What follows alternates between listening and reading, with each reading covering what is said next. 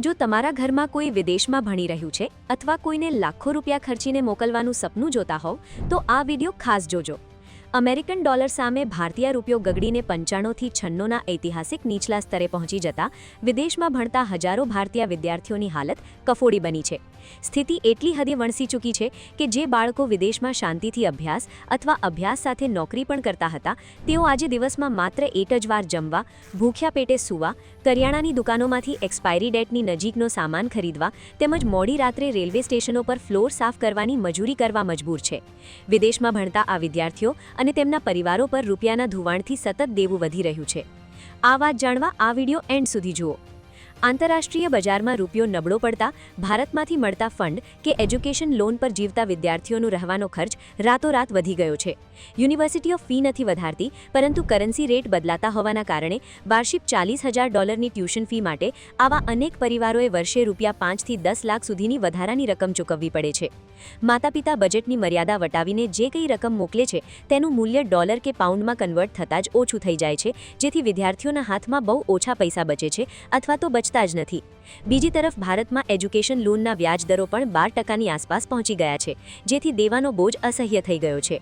આ વિદ્યાર્થીઓ પરિવારો પર બોજ ન વધે તે માટે ભોજન અને આવાસ સાથે જોખમી બાંધછોડ કરી રહ્યા છે। ઘણા વિદ્યાર્થીઓ દિવસમાં માત્ર એક જ વાર જમે છે અને ટુ ગુડ ટુ ગો કે ઓલિયો જેવી એપ્સનો ઉપયોગ કરીને દુકાનોમાંથી એક્સપાયરી ડેટની નજીક હોય તેવી ડિસ્કાઉન્ટ ધરાવતી ખાદ્ય સામગ્રી ખરીદીને ખાય છે। રહેવાનો ખર્ચ બચાવવા એક જ રૂમમાં 4થી 5 વિદ્યાર્થી રહે છે। એટલું જ નહીં, પાર્ટ ટાઈમ શિફ્ટ ઉપરાંત વધારાની કમાણી માટે કાયદાની મર્યાદા બહાર જઈને વિદ્યાર્થીઓ મોડી રાત સુધી ડિપાર્ટમેન્ટલ સ્ટોર્સ કે રેલવે સ્ટેશનો પર ફ્લોર સાફ કરવા જેવી અઘરી કેશ ઇન હેન્ડ મજૂરી પણ કરી રહ્યા છે। આ નાણાકીય અને શારીરિક તણાવની સીધી અસર તેમના ભણતર પર પડી રહી છે। પૂરતું પોષણ ન મળવાને કારણે તેઓ માનસિક થાક અનુભવે છે, જે તેમની એકાગ્રતા ઘટાડે છે।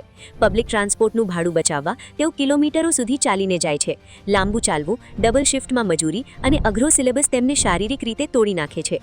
મગજમાં સતત ફોરેક્સ રેટની ગણતરી, ફ્રી કરિયાણાની એપ્સ ટ્રેક કરવી અને લોન ડિફોલ્ટની ચિંતા વચ્ચે તેઓ અભ્યાસ પર ધ્યાન કેન્દ્રિત નથી કરી શકતા, જેનાથી તેમના ગ્રેડ્સ સતત ઘટી રહ્યા છે।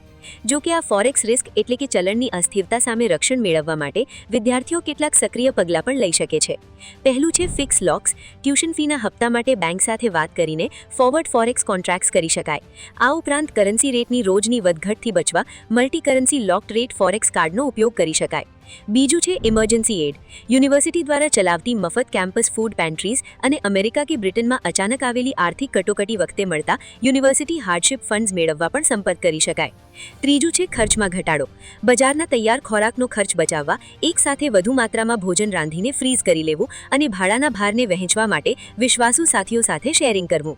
આ પ્રકારના આર્થિક બોજના કારણે જ છેલ્લા ઘણા સમયથી ભારતીય વિદ્યાર્થીઓ અમેરિકા, યુકે, કેનેડા કે ઓસ્ટ્રેલિયા જેવા મોંઘા બિગ 4 દેશને બદલે જર્મની કે ફ્રાન્સ જેવા યુરોપિયન દેશો તરફ વળી રહ્યા છે, જ્યાં ટ્યુશન ફી ઓછી કે નહિવત હોય છે, જેથી બચેલા પૈસાનો ઉપયોગ વિદ્યાર્થીઓ સારા ખોરાક અને સુરક્ષિત આવાસ માટે કરી શકે।